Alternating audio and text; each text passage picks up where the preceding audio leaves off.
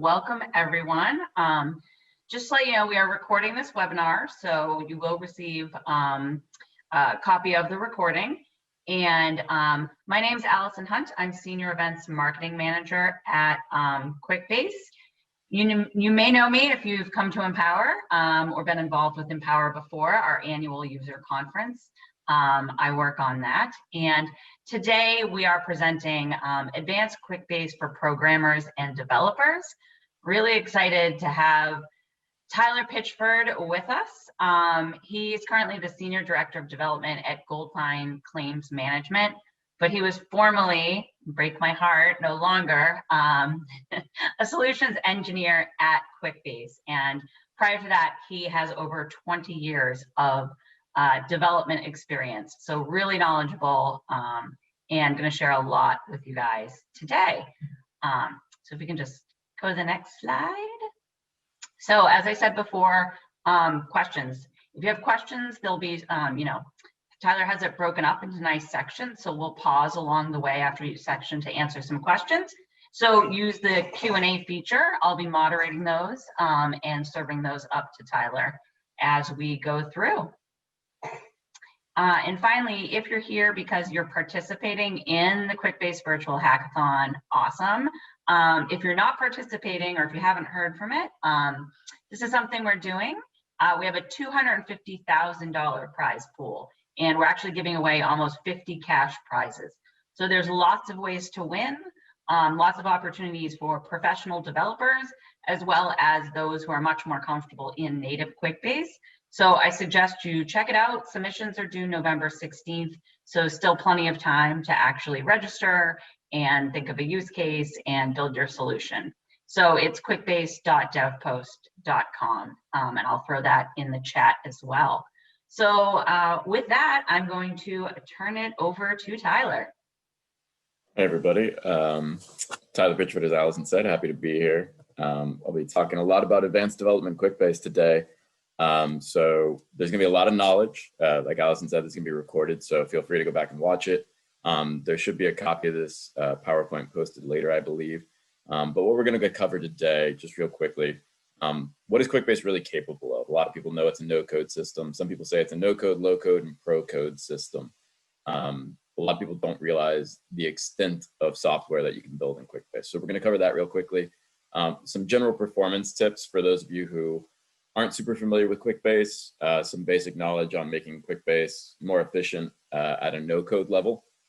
And then we'll go into the API layer. So the general purpose way of interfacing with QuickBase with other systems or other systems with QuickBase. We'll cover the APIs. We're gonna cover the most common API calls you're probably gonna need from a top level. There'll be a lot of reference URLs in here. So once the PowerPoint's posted, you can go ahead and have all those links handy. Then we'll talk about webhooks and automations, the way that we trigger events in QuickBase or trigger CRUD events in QuickBase. And then we'll move into pipelines pretty quickly, talk about some common scenarios in pipelines, what they're good for, how you can build logic flows quickly with no-code systems there. We'll cover Jinja for more advanced pipeline development. And finally, we're going to cover code pages, putting the APIs and everything into practice for more advanced development. So what can you build in QuickBase? Artificial intelligence is completely possible. I've built neural networks. I've done genetic programming systems, all within QuickBase. Advanced visualization, you've probably seen, custom charts done or custom displays on dashboards. I've done virtual reality, 3D rendering, a lot of advanced content generation. So PowerPoints, I've generated in the browser, not using an outside system, PowerPoints, Excel documents, docx files, PDFs, pretty much any format you can think of, you can generate through QuickBase with a little bit of programming. You can do advanced data processing. So if you've got a lot of data that you've got stored in QuickBase and you want to run it through a neural net or, genetic algorithm or whatever you need to do to get the data mined out of it, KNN clustering, that's all completely possible within QuickBase. So I'll show you real quick here. This is virtual reality over here in the top left. I built a SQL system inside of QuickBase. So I was importing SQL data and then running it through SQL queries in memory while live in QuickBase. I built signature systems, QR code scanners, all within QuickBase. And these are real apps. So you can see here, like These aren't, toys. They're proper virtual reality. If I had an Oculus Rift connected here, you could see it in use. Similar signatures, if I want to draw here, completely possible. And the same with SQL, like there's actual SQL being run in QuickBase. All completely doable. Let me get back to the slideshow here. Just to give you some inspiration on what's possible. You may have seen the video that was posted for this advertising this webinar, the neural network system that was built to do facial processing using QuickBase as the backend. It's all doable with a little bit of effort. And the benefit of QuickBase is that it takes care of all the front-end UI, all the database, all the security, so you can focus just on writing the little bit of code you need and then using all the low-code, no-code facilities to augment it to build rapidly. But to get all that, you need to know the basics of QuickBase and performance, how to make QuickBase as efficient as possible. A lot of it's going to be general knowledge you're probably used to. It's pretty applicable in development in general, but some key tips here. Disable anything you don't need. If you've got something turned on that you don't need in QuickBase, dynamic filters or search fields that you don't need, or you've got extra fields, that's just wasting resources that could be used for something else. So it's just inefficient. You want to favor batch operations over single events. And what I mean by that is QuickBase has a lot of facilities for batch uploads or batch deletes. Those are far more efficient to go insert 10,000 records at once than it is to loop and insert 10,000 records individually. I mean, massively more efficient, like magnitudes of order more efficient. So always favor a batch operation over a single operation. You want to reduce your data to the minimum amount required. If you have a bunch of extraneous data in there just because you might need it, that's possible, it's doable, you're just wasting space. And if the system needs to go computationally, if QuickBase needs to look at data, scan over data that's not needed, it's just wasting more cycles. And avoid global searches, it's just a general recommendation. Why? Half the time you've got fields that don't need to be searched, they're metadata for the core data that you need. No one's gonna look up by a license plate number, maybe they only care about the first name or vice versa. So disable that, and then on your quick searches, don't search by every field, only search by the fields you need, and the same with API queries. Little more detail here, use the performance analyzer. QuickBase has a performance analyzer. It's very, very handy. There's also a performance bar. You can turn on the bottom, it'll tell you how fast the page is loading. But the performance analyzer will give you tips on why a page is taking a certain amount of time to load, and it'll break it down at each component of the page that's loading. A lot of times, if you look at a query on a form, like a report that's being displayed in QuickBase, you'll see that dynamic filters are the biggest offender, or it may be just the sort order of the query. The performance analyzer will give you that info, so make sure you utilize that if you've got a report that you want to tweak and speed up. You can organize the filter criteria. So QuickBase's query optimizer, if you sort the information manually, you can a lot of times make the query substantially faster. For example, if you've got a single query that's going to reduce it to 10 records, maybe it's a date range between October 1st and October 14th. I want these records. If it's going to cut it down substantially and then the next query can work off that one, you're going to keep reducing the data as you go. So always pick the query always put the query by filter that reduces the data the most first, and then continue downward that way. Favor equals and not equals over contains. The contains, if you're used to SQL, is similar to a like clause in a SQL search. It's going to do a comparison. That comparison is computationally intensive. It's going to hit the CPU. Equals is just a bitwise comparison, so it's going to search immediately, much faster. So favor those. The default field set, a lot of times you don't need every field on a form. So same as before, keep the data down to what you need, reduce your reports to only what needs to be displayed. There are settings in QuickBase to make fields reportable or not. Same thing, turn off the ones you don't need. It's just going to be an optimization technique. And your QuickBase is super fast, right? And it's super easy to refactor. So, premature optimization is the bane of all development, right? As they say. So build the app that you need and then start optimizing it after you've got it in a feature complete set. And then quick filters, like I said, are very computationally intensive. Needs to do a table scan to generate those, to generate all those fields. So it's using a lot of resources to generate those filters. If you don't need them, turn them off. usually a really quick win in performance in those regards. I'm going to stop here in case there's any questions. Do we have any questions, Allison, or should I keep moving on here? I don't see any questions yet, so let's keep going. All right. So we're going to move into APIs here. APIs are the core of any type of integration you're going to be doing, including code pages, pipelines, webhooks. Everything uses APIs under the hood in QuickBase.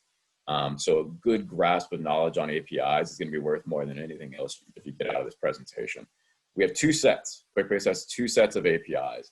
There's the REST JSON API. That's the new one. I would recommend it as the preferred API. Why? It's a little more modern in its style. It's a little easier to work with, and it's got a lot of features that the older APIs don't have, the XML-based APIs. It's constantly improving. There's new APIs coming out shortly for the audit logs last I saw. I'm sure there's another set coming after that. The documentation is excellent, and it has an interactive API test portal, which is wonderful. A lot of times, to be frank, I'll just end up using the test portal to do operations that I need instead of writing API calls myself. I may just want to see the stats of the table. I'll go query it in the API portal that's out there now. There's also the XML-based API. The XML API, there are certain API calls there that you cannot use in the REST API. So having knowledge of both of them is important. The XML-based API is extremely fast. It's been tweaked over the last, whatever it is, 17 years that it's been in development. Extremely efficient, extremely fast. We'll cover both quickly. But just so you know, they're both there. There's links, which will be in the PowerPoint for you to go check out more the references for either one of those. So some quick tips on APIs. Try to use a user token over an app token. It just prevents you from having to supply an app token also. So I try to default always to a user token. If you do want to use a normal authentication with a username, password, and an app token, you can disable the app token requirement in the applications. It's pretty common to just avoid the extra complexity of an app token. In general, you just want to avoid making more than 10 API calls in 1 second. I usually keep it below that. I don't like to get back. It's called a 429 response, where it tells me I'm hitting the system too quickly. I like to stay as far away from those as possible. So unless I really, really need to, I try to keep it well below the 10 APIs per second. And then in regards, if you do get a 429 or a rate limiting header, try to respect it. That'll keep your code running consistently. And of course, standard development technique there. If you do get a failure, retry or handle the exception. You don't want your outside integrations to just crash if something goes wrong. QuickBase will supply you with, decent or error messages on what happened. So, try to figure out what's going on there and address the issue intelligently in your code if possible. JSON API-wise, the most common calls you're going to make are going to be run a report. One of the awesome additions in the new API is that you can actually run a summary report now, something you couldn't do previously. But now if you build a summary report in QuickBase, you can actually get back those results programmatically, which is super powerful. You can use that to automate. You can take the summary report and then put that in a table. Now that data is actionable, which it wasn't before in QuickBase easily. Insert records, update records, delete records, querying for data. It's similar to the API do query, which we'll cover in a second. So if you've used our API before or the QuickBase API before, it's the same query language. It's now in a JSON format. It's your kind of go-to Swiss Army knife of interfacing with the data. If you are going to use the new API in a code page, you do need to either provide a user token, which isn't recommended because it would be hard coded and anyone could see it. Instead, if you want to use the user token supplied in the cookies by your browser, you need to use this get temporary token call. So you make a call, it gives you back a token for 5 minutes. That's valid to make all your code page API calls. There's a new APIs for downloading files that wasn't there. It was added pretty recently, and then a ton of new ones, which are awesome for schema. I just used them the other day, actually. You can get back app information, table information, field information, relationship information. Super, super powerful, gives you a ton of metadata. If you watched Empower this year, Ryan Fletcher's presentation used all these APIs to generate that awesome app he built. So if you haven't seen that, check it out. Great, great presentation. Ryan's a great guy, very intelligent developer, a lot of value, a lot of information in that. that was using those APIs. This is what the portal looks like. Really, really powerful. The code samples I wanted to point out specifically. If you put all your settings on the right there where you see it says realm, etc., you can hit the run button, you'll get back a result. If you like the result, you like how it worked, there are code samples, and they're provided in a number of languages. You've got multiple JavaScripts. There's pure JavaScript, ES6. There is a jQuery version, Python, Perl just for making direct command line calls. I don't remember the rest, maybe Java, but the samples are super useful. You can pretty much copy and paste that code and have the section of that API call ready for you and working.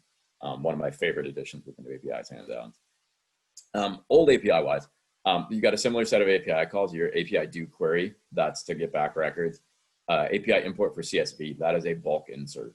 I should have noted on the REST API, the insert and update records, the upsert, as we call it, insert and update, that is a bulk operation. You can do one record if you want, or you can put in a whole bulk operation. Similarly, in the XML version, you've got API import for CSV, from CSV.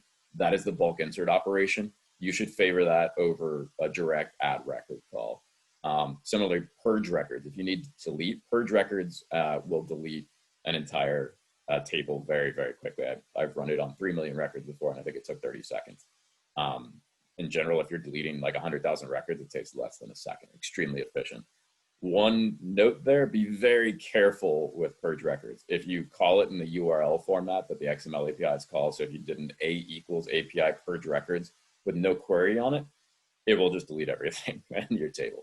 And then you'll be filing a ticket with support, who is very fast and will get restored quickly, but you don't have to deal with that. So be careful with purge records. Awesome call, but can be dangerous. And then you got add record, edit record, delete record, your CRUD operations, create, read, update, delete. And then one really fun one is gen results table. Be back a JavaScript function that will generate a report similar to what you see in QuickBase. I have written code before that will take that function and before it's executed, modify the string that came back from QuickBase to generate different behavior in the way that report is generated, or filter out things that I needed or didn't need. So you can kind of meta program that when it comes back if you want to get more into the hacker realm for the hackathon stuff. Pretty powerful call. There's several more. There's a huge list on that API, but these are the ones you're probably going to find most useful for the hackathon, I would think. So I'll pause again. I think I saw a question flash by. Let's see if I can bring that up. Yes, we have a few questions. Okay. I will also say that Ryan Flutter's presentation from Empower was the highest rated Empower session. So I put that link in the chat. You can find it on YouTube. It's also on QuickBase University. So definitely check it out. So we had one question that came in before when you were talking about performance. When you were referencing quick filters, is that the same as dynamic filters? Correct. Yeah, dynamic filters, quick filters, exactly. Great. And we have a comment, woohoo, on the summary reports in the API. So excitement about that. And question was, do connected tables from Salesforce or Google Drive count for daily API limitations of QuickBase? They do use API calls. My understanding is they use what's known as QBIs or JBIs, which are backend calls, not API calls. So they shouldn't be counted against your daily entitlements, but you probably want to check with your salesperson. But I'm not sure. I believe not. And I can do a little research and get back to the questioner on that for more specifics. So that was the question from that section. I don't see any other questions coming in, so let's continue along. And again, feel free to throw questions from a previous section into the chat. We can always go back as well. Yeah, anytime. And there's a section at the end for more questions too. Yep. So webhooks and automations, if you've got to create, read, update, and delete, right? And you want to trigger an event. So in SQL, you call it a trigger. You want to react to something that's happened in QuickBase. We typically do that with a webhook or an automation. You've probably used these before if you've used QuickBase for any while. So a webhook allows you to call an endpoint URL. So an event happens, you can call something on the outside. When a CRUD operation occurs, it's a trigger. You can specify additional criteria. So you can say, this record was created, give me these fields from that record, or this record was updated, show me the records. One powerful concept of that is you can have the pre-event and post-event data. So you have the predecessor data. So you can say, okay, the value in the field was X. Now the value in the field is Y. You can send both of those through to see what changed. You can send it in XML, JSON, or raw data. Probably the most common you see now is JSON. Previously, it was a lot of XML data.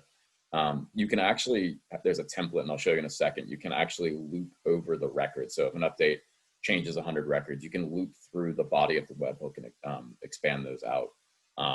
Lets you do some really powerful stuff. You can generate a result and push, say you imported 100 records into QuickBase on one app.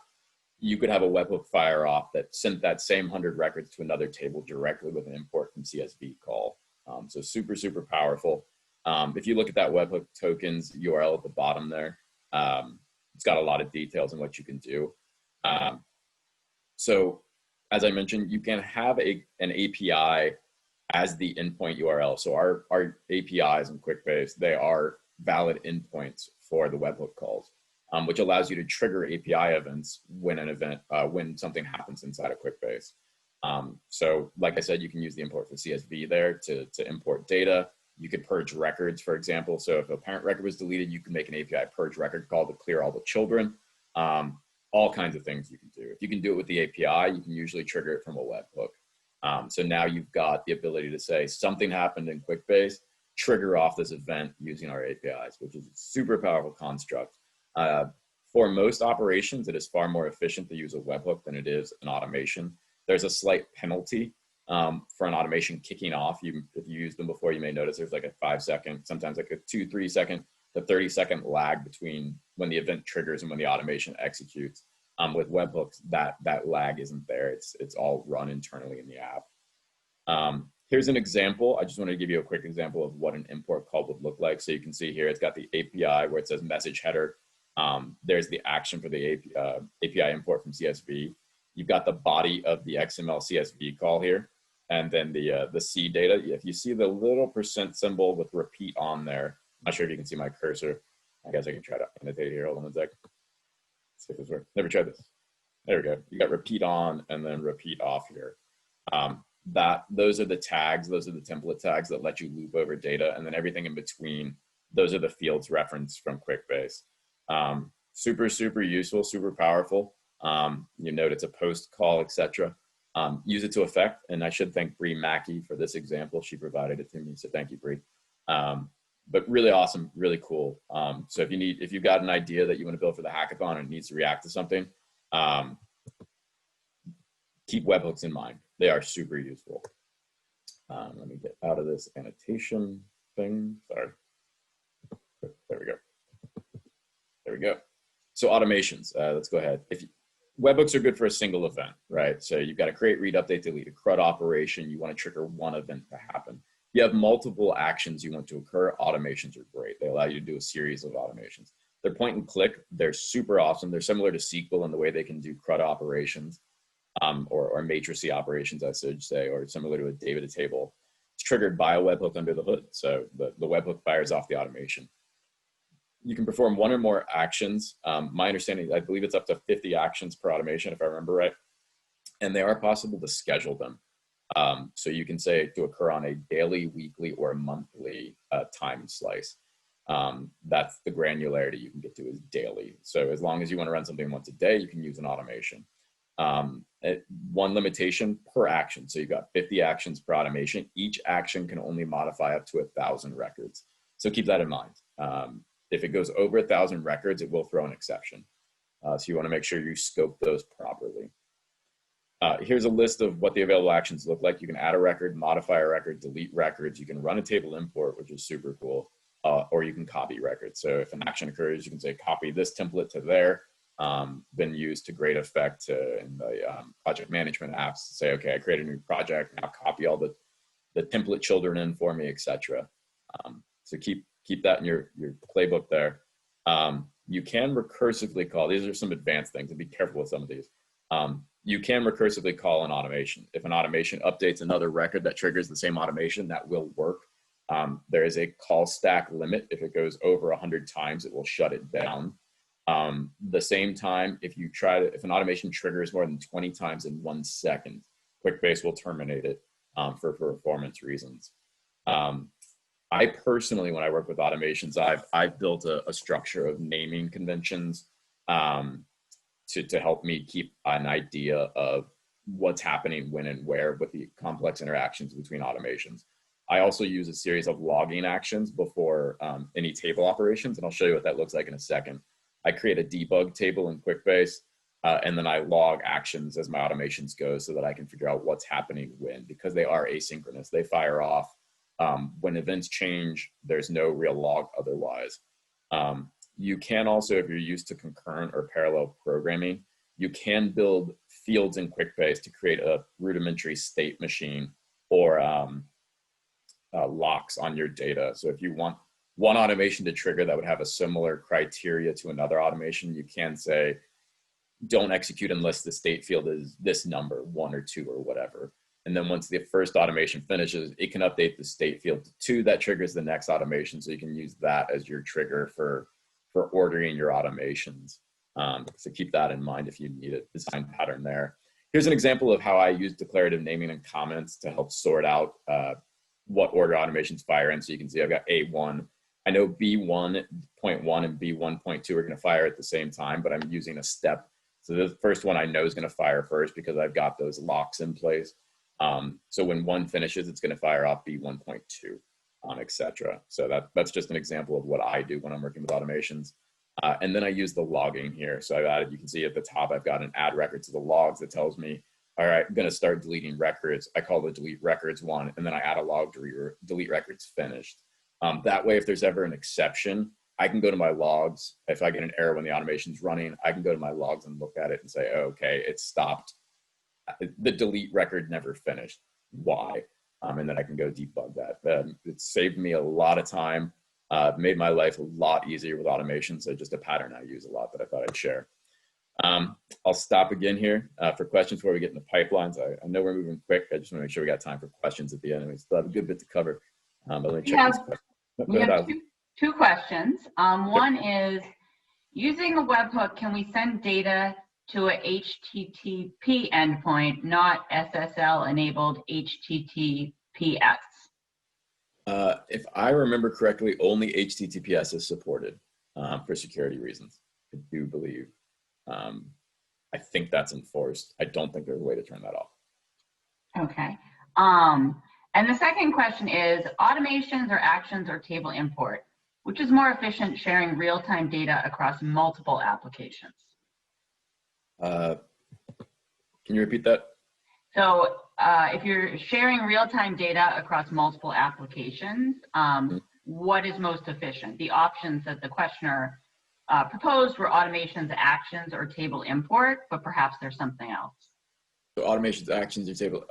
I would think a webhook, a direct webhook to an add record or an import for CSV would be your quickest. It's going to fire off the fastest because the webhooks, the triggering engine is built into the core of QuickBase. That's going to fire off all the other events that might occur. So a webhook is actually going to fire first, which is going to trigger the automations, etc. So it's really kind of the core component that's going to execute first. So it should be faster than the rest of them.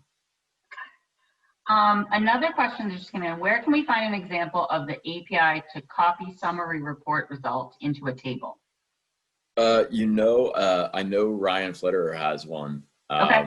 You can also check the API documentation has an example of how to run a report. If you wanted to copy it into a table, you could do it with Pipeline, but Ryan has an example pipeline somewhere that I'm sure could be shared.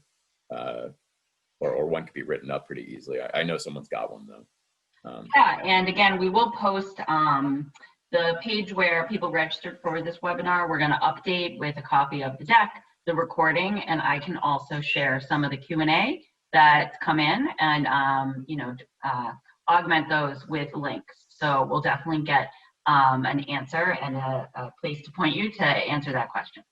Yeah, it is a super powerful construct. It's great, especially when you use it in pipelines. You can set it to update. So anytime a record's added that triggers an update in the summary report, you can fire the pipeline so it copies over, which is a good segue to cover how pipelines work right now. If you've got event-based or scheduled workflows, you want to do something more than just an automation. You want to have an if condition. You want to have looping operations. You want to have something more complex. You may want to go grab data from a SQL database. You want to send a message to Slack or email. I believe Ryan Flederer's example of the summary reports actually generates an Outlook email. So it runs the summary report, puts it in an email, and sends it out. Super cool. All possible in pipelines. So we'll talk about that right now. So there's channel integrations with dozens of platforms. I don't list them here specifically. If you go to that URL, it's got the most complete list. It's always up to date. It is always changing. There's new ones being added all the time. At its core, a pipeline is a collection of steps. It is steps, conditions, and for loops. Those are kind of your three primitives. I guess channels should be included there too. So you add a channel, which is one step. Then you can use conditions, if statements, if then else type logic, and then for loops to loop over records. Under the hood, they are triggered with webhooks, same as automation. So a webhook fires off the pipeline, tells it to run, or you can set it on a schedule. Instead of the daily, weekly, monthly granularity that automations are stuck in, pipelines actually support hourly scheduling. So you can say run on this day at this time, or run every day at midnight or 1 o'clock, or run every hour. Really, really nice. So you can trigger these hourly operations. Now, one cool thing with pipelines that a lot of people don't realize, you can use a pipeline. One of the steps in a pipeline is actually to call another pipeline. So say you've got, you want to build logic out that does the same thing from multiple pipelines. You can build that logic just into its single pipeline. For example, to say, send a message to Slack or whatever. You can build that pipeline and then from your other pipelines, call that Slack messaging pipeline. That'll execute that logic and then return back. So it lets you build modularization similar to OOP, object-oriented programming concepts, if you're familiar with that, or encapsulation concepts in design. You can store session data. That's another thing a lot of people don't realize about pipelines. You can store it for the session or persist it between sessions. Pipelines actually has its own data store called pipeline buckets. So you can execute data and store it for later executions in a pipeline. You can store it for later step run, like usage in that steps. In the steps, a way to pass data, a way to organize data, a way to sort data while you're running through it. For example, you could say, you could store something, a field that stored the last time a pipeline was run. And then you could refer to that bucket in the next run of the pipeline and say, okay, give me all the data from the last time this pipeline was run. Since you stored that data, it was persisted in the pipeline. So that's really cool. And it is possible to embed, I noticed there's a typo there, I don't know why I have an I, to embed Jinja logic within each step of a pipe run. And Jinja is technically it's called Jinja 2. That's the syntax, and we'll cover that in a minute. But it's a templating language, but it is a rudimentary scripting language that you can write scripts inside of your pipeline. So we'll take a look at that. A very, very simple pipeline example here. You've got a step to schedule this pipeline. So this would be a scheduled pipeline that runs hourly at 0 minutes past the hour. So it'll run every hour. And it's just going to call pipelines. And all it's going to do is add a record. So you see create record here at the top, this a create record, and it's going to set the project name to hello world. Super, super simple. It's going to create a lot of useless records named hello world. But I just want you to see what one looks like in general. A little more complex, not functional or useful at all, but this one is triggered on an incoming request. So I can actually set an inbound webhook into QuickBase now, something you couldn't do until pipelines existed. Previously, QuickBase would allow you to send outbound webhooks to outbound systems. You could not trigger events on an inbound. So a lot of systems, scheduling systems, name an integration package out there. Lots of them support triggering events when something happens. Say you added a record to SAP and it supported webhooks. This can trigger off a pipeline now in QuickBase. So it can send data into QuickBase. QuickBase can act upon it. So this one, for example, starts with an incoming request. When the request comes in, it processes it and creates a record containing the body of that incoming request message. You can parse that. If it's in JSON, for example, you can parse that and navigate through it. A lot of the pipelines that have been built do exactly that. They take an incoming webhook, they process that data and do something with it in QuickBase. You can get into way more complex examples when you do Jinja though. So for example, these curly braces you see here at the bottom where it's highlighted with this red square, those curly braces are actually a Jinja indicator. It's possible to drag and drop. So if you see where it says body on the, let me annotate this real quick. body here, you can see the Jinja next to it, and that's what was imported here. So really powerful Jinja, and I'll show you some more examples of that in a second. But Jinja lets you embed some advanced logic into your pipelines to loop over data, add if conditions inside of your single step runs, etc. You can modify the data, you can change its type. You could, there's a bunch of filters too. So Jinja 2 is a templating language. I'll provide a link to some references in a bit in here. It supports conditions, filters, and looping. Filters are really powerful. For example, you can, there's a unique filter. There's a whole list of them that you can do really interesting stuff with. It's a pretty simple syntax. It is very powerful, you know, goes well with QuickBase in those regards. And it can reduce the number of step runs required. For example, it is possible to loop through, and I'll give you an example in a minute, to loop through XML data queried from QuickBase to generate a CSV file and do an import directly. So you can have one inbound request or one outbound request and then an import. So it's 2 steps instead of looping over each record. So it can be used to great effect for efficiency in pipelines. So for example, here's an example of creating a CSV file using Jinja. If you see down at the bottom here, so what's happening here, this is making an outbound request. This is making a request out to an API, an external API from QuickBase or from pipelines to this demo JSON endpoint that I use for testing. It's making that post, and then it's creating a post to the import from CSV like you saw earlier with the webhook. And it's creating the body, but this Jinja here, the for loop right here, that's the important part. What that's doing is taking, you can see this a.json. It's taking the result. A is the step, the step that was run. So A equals this A here. The a.json is taking the JSON data, the for object in a.json is saying for every record that came back in this employee's result, loop over it and generate a CSV file. You can see the comma here. With the employee name and the employee age. And then there's the C list, importing it into FIDs, field IDs 6 and 8. So what that does is it creates a single import call into QuickBase, dumps all of the information from this JSON request straight into QuickBase in 2 steps. Super efficient way to get data into QuickBase, and you can use it to send data out, etc. It is a full programming language. If you notice, you can loop it as Turing complete. In those regards, there's ifs, etc. You can't jump back and forth, but you can do a lot of advanced programming with it. So if you know Jinja, really will up your game when you're building pipelines. And to that effect, you know, here's some more examples, and then these are the references I use. If you want a place to test your Jinja logic outside of pipelines, these are the first one here. The GitHub link is you can run it yourself locally. You can compile it and run it. These other 2 are compiled instances of that, that playground.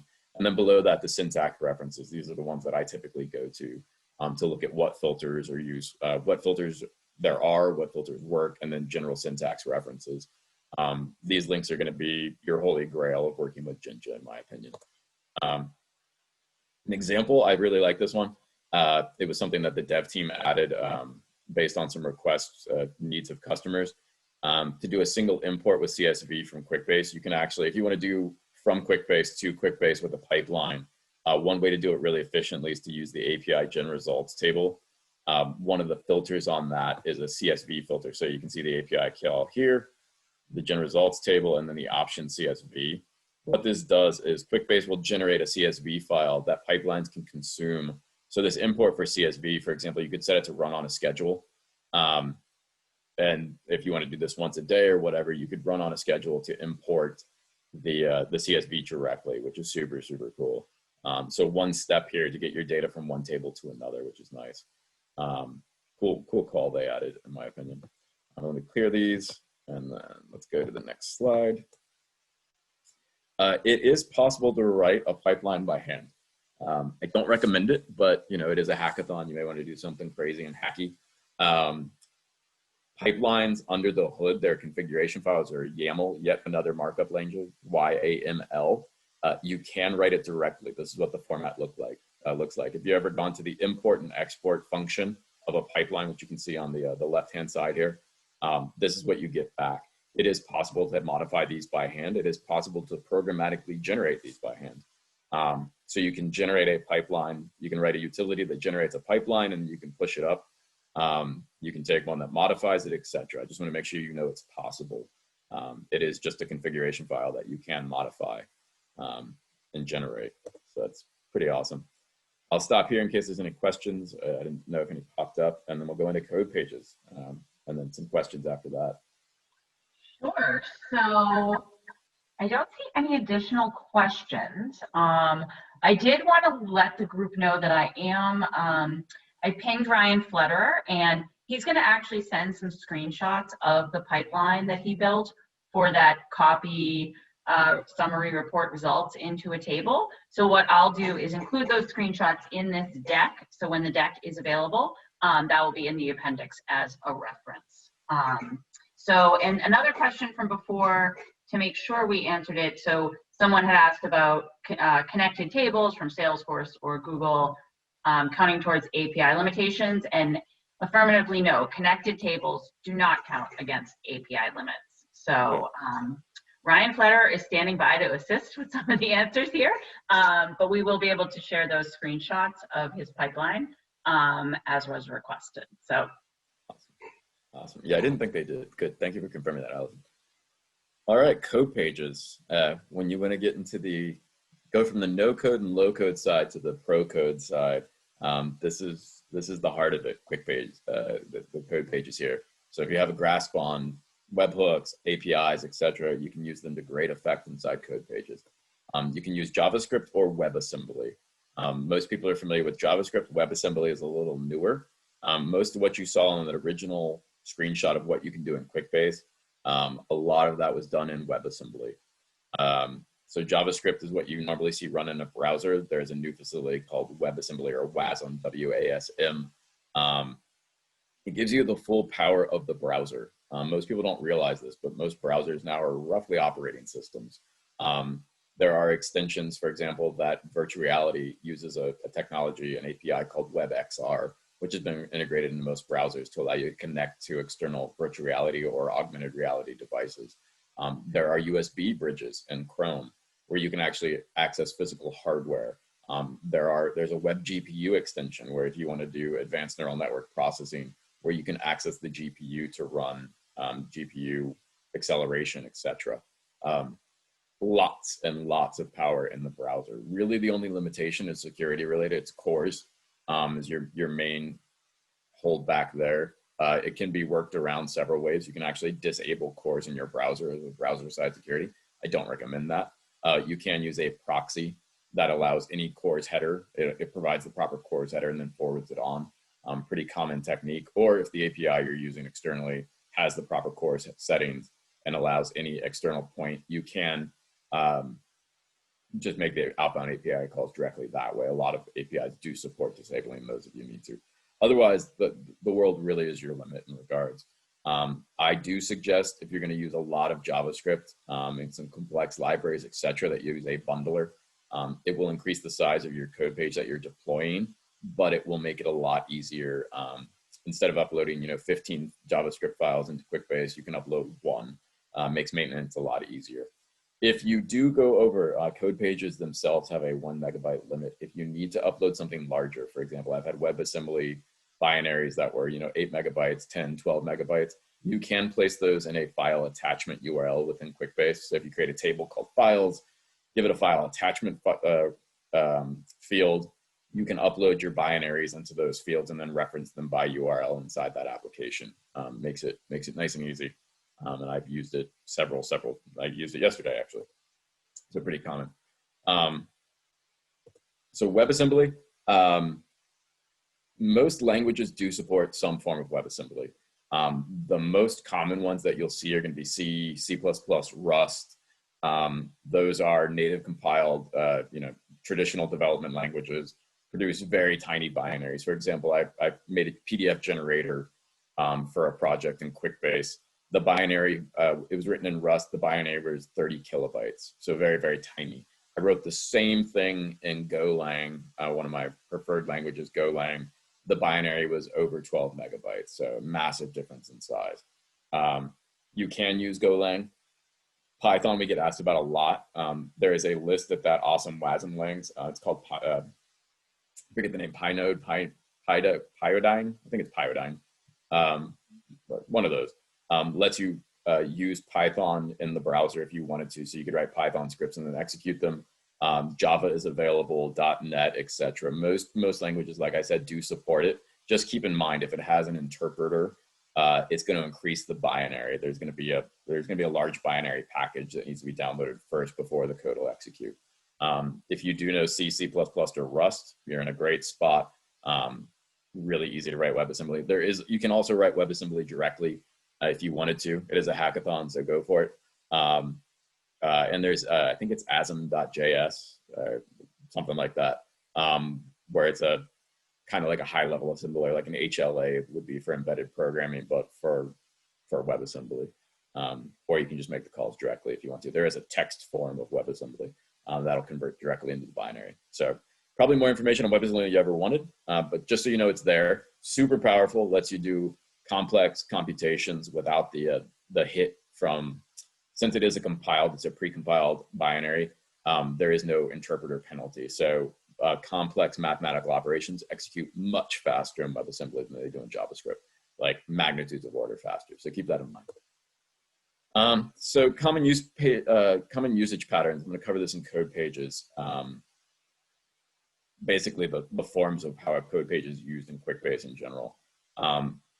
Almost every time you want to pass something from QuickBase to the code page so they can act on that data. A lot of time it's just the record ID. That's a preferred format, right? Keeping with that whole design concept of, use the least amount of data possible. If you need to query a record, so your code page needs to do an action on a record, you can just pass the record ID into the code page as a parameter. Then your code page can query QuickBase and then act upon it. So this is a general JavaScript example of how you would extract the parameters passed in. So there's a formula URL from QuickBase.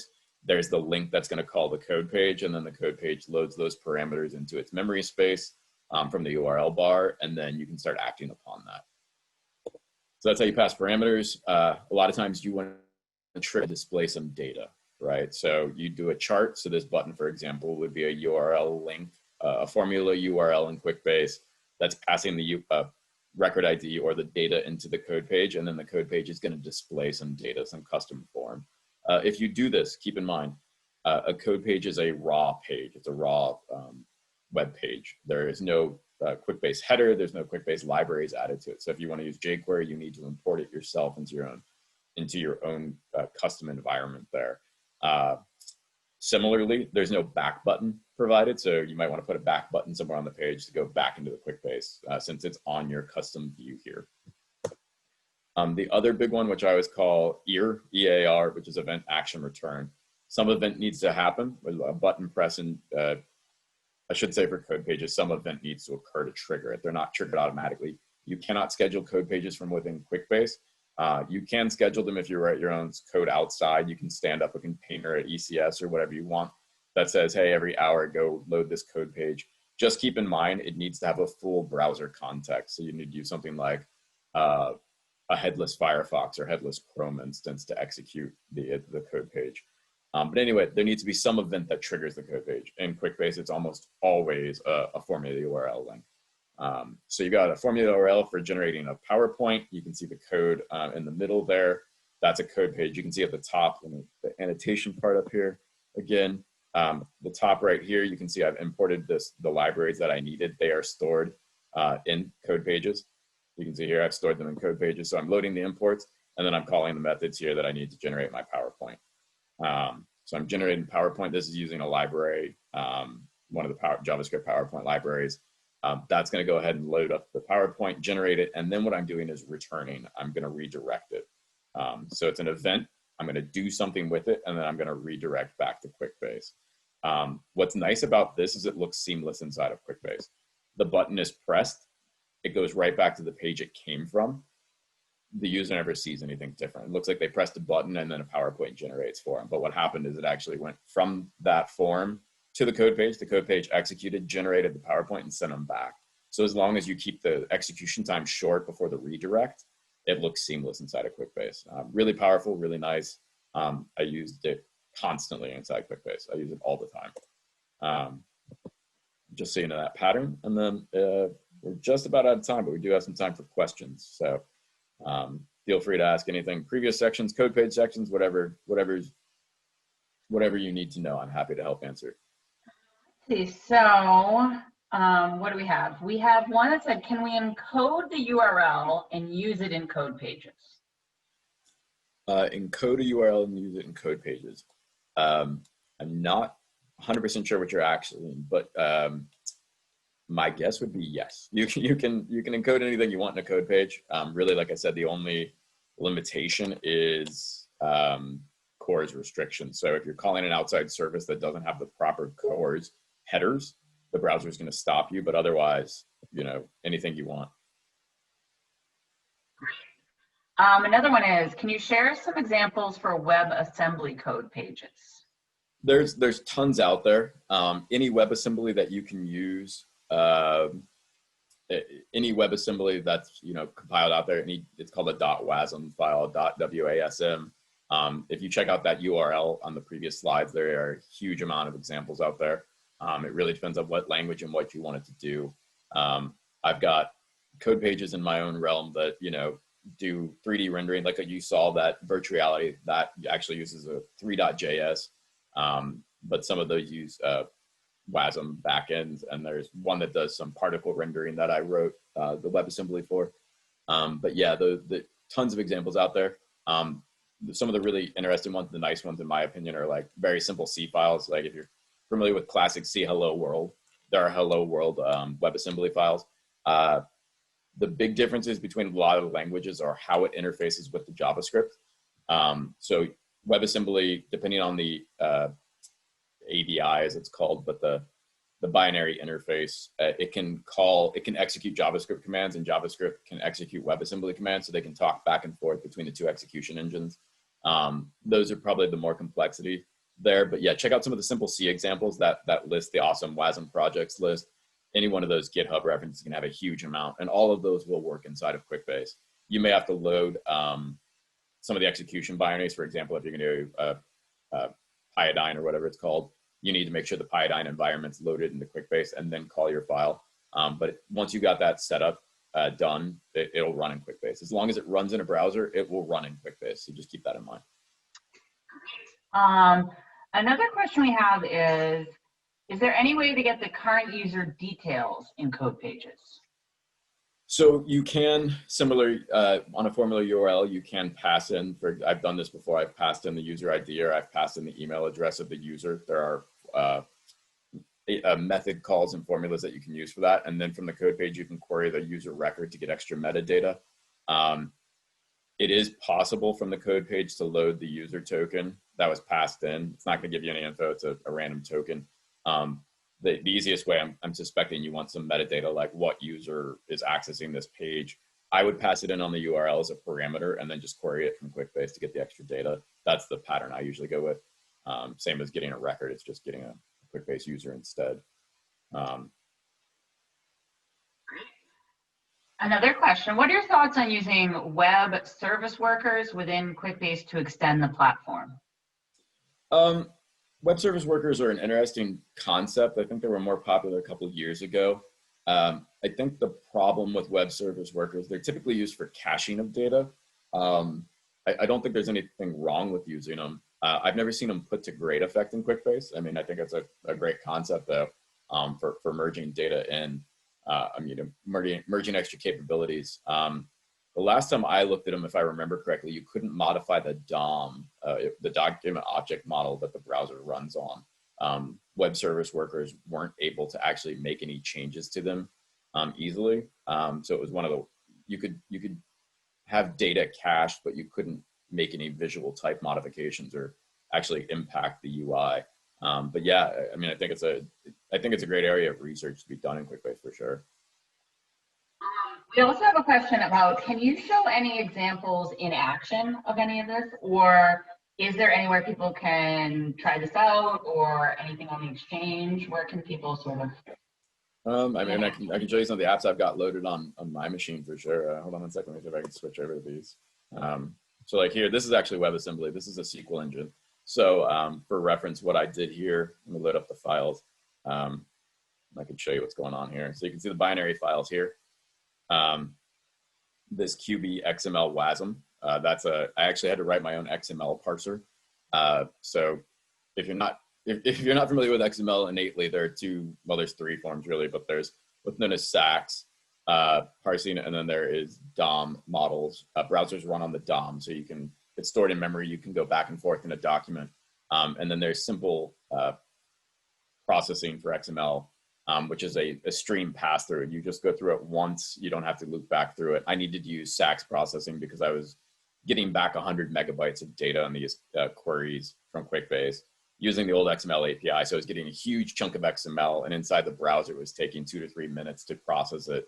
So I wrote my own XML parser in WebAssembly, again, much faster than it is in JavaScript. So not using the DOM, using a stacks, S-T-A-X parser. So instead of taking 5-6 minutes, I had some that was taking 15 or 20 minutes to run a query. It was now taking milliseconds. So this right here is a WebAssembly to process XML.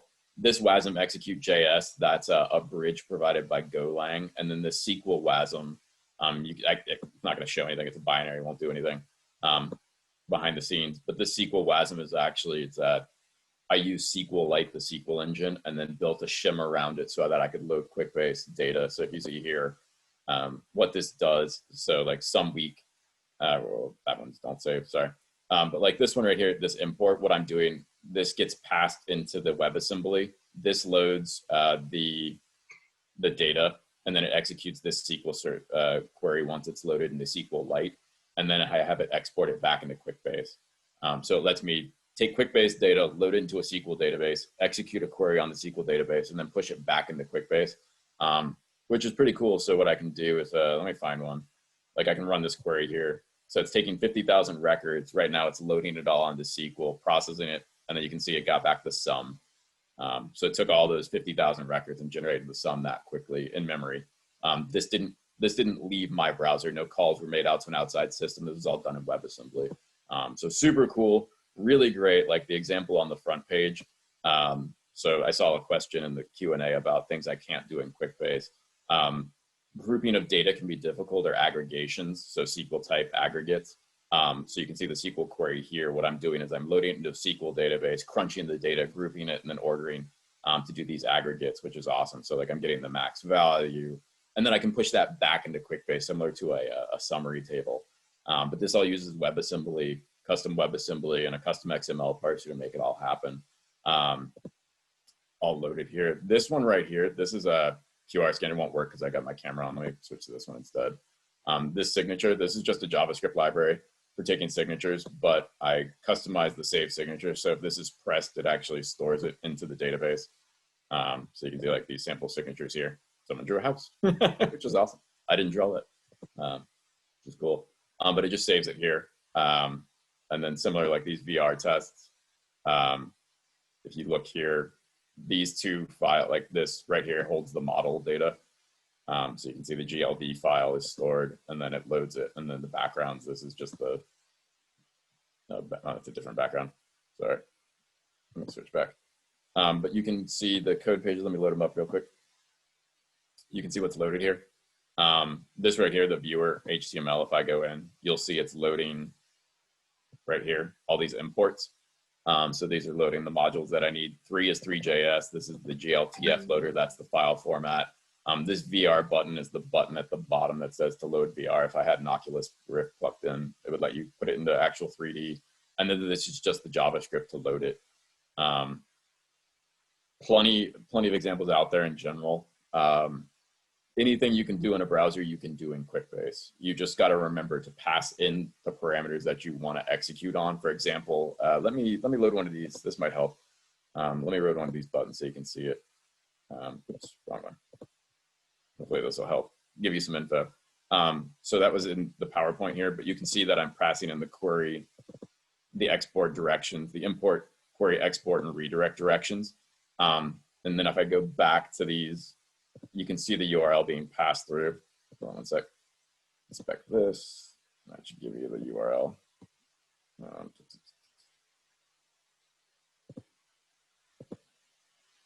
Here's the URL. So that's the actual data. You can see it's encoded right there on the URL. Hopefully you can see that. Sorry, it's in dark mode. Might be a little hard to read, but you can see it on the URL bar too. this URL. So QuickBase has encoded it, put it into the URL, and now when I press it, it's going to pass all that information into my code page. So that WebAssembly grabs that information, makes the query to QuickBase, processes the data with its XML parser, executes the query on it, and then exports it back into QuickBase for me. So just keep in mind, right, like I talked about EAR, event action redirect. So if I press this, well, this one actually is keeping it here. The export is redirecting. This one would do a redirect. So if I click this, I don't know if this will work. I may have deleted that table. It's executing the SQL query right now. It should export it back into QuickBase. Oh, it exported already. So this was set to redirect. I turned it off, but it would redirect back to QuickBase. So it would execute, compile the data that I needed, stick it into QuickBase, and then send me back to that table if I wanted it to. But those are kind of the general forms. Hopefully that helps. I don't have any examples I can hand out, unfortunately. But there's a ton of examples of JavaScript, WebAssembly, and QuickBase in general in those regards.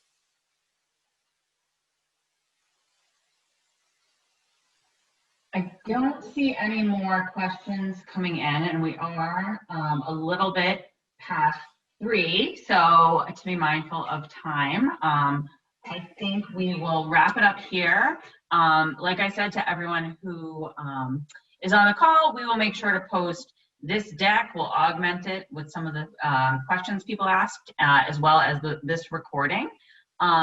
Also, feel free, we've got our general public-facing Slack channel, so that's always a great place to throw in questions of this regard and get some answers back from some of our really technical QuickBase staff. So, Tyler, thank you so very much. And I think with that, we'll just say, thanks to everybody and happy Friday.